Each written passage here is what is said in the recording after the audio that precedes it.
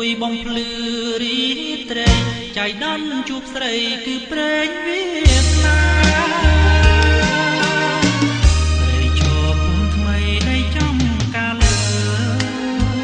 ត្រីតូចជំទើជឿចិត្តបងចង់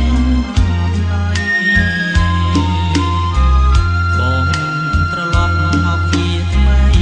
មកនាំយកបូនណាស្រីស្មោះស្ម័គ្រមេត្រីបានសុខសាន្ត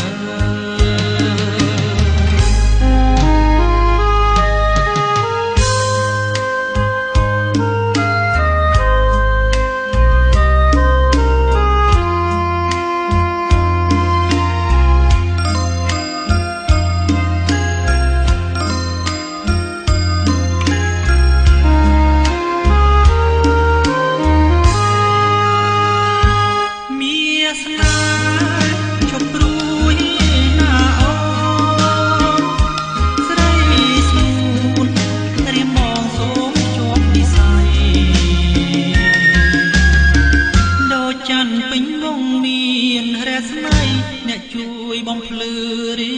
ត្រីចៃដន្យជួបស្រីគឺព្រេងវាសនា